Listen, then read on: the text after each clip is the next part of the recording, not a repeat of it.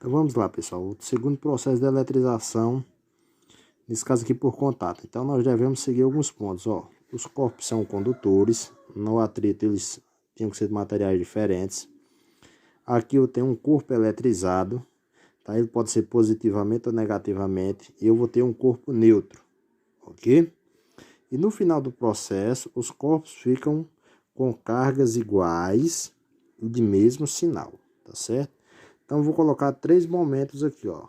Vamos analisar como vai se comportar esses dois condutores antes do contato, durante e depois do contato. Ó, lembrando que isso aqui devem ser iguais, ou seja, condutores e mesmo diâmetro, tá certo? Então, vou escolher o corpo A por ser neutro.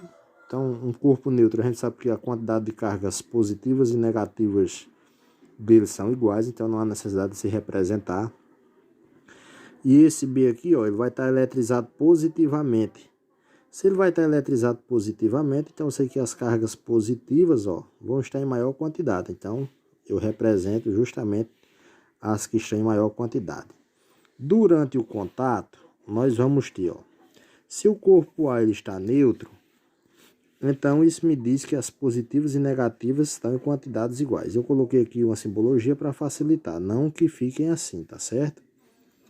O B está eletrizado positivamente, então tem mais prótons do que elétrons. Quando um corpo está eletrizado, ele está numa situação eletricamente desconfortável, porque tem cargas desemparelhadas. A força de uma carga não está eliminando a outra. Tá? Então eu tenho uma carga positiva aqui maior do que, em maior quantidade que as cargas negativas. O que é que vai acontecer? A necessidade desse corpo B receber elétrons é tão grande que ele começa a puxar elétrons de A. E vai puxando. Só que à medida que A vai perdendo seus elétrons, ele vai também perdendo sua estabilidade, ou seja, vai ficando instável.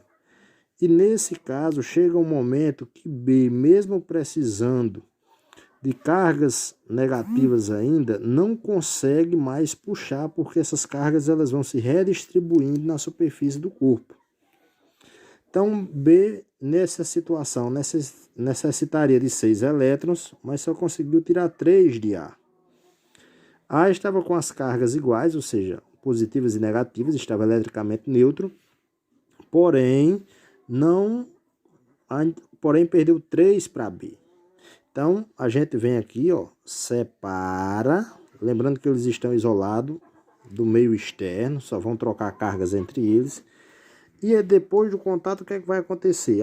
B estava neutro aqui, ó, como no início, mas perdeu 3 elétrons, então agora vai ficar com 3 prótons desemparelhados. B, gente, tinha 6, ó, 6 prótons. Como recebeu 3 elétrons, só vai ficar com 3 prótons desemparelhados. Então, nós vamos ter aquele último ponto. Ó. Os corpos ficam com a mesma quantidade de cargas, 3 em cada, nesse exemplo, e com cargas de mesmo sinal. A estava neutro, ficou agora eletrizado positivamente.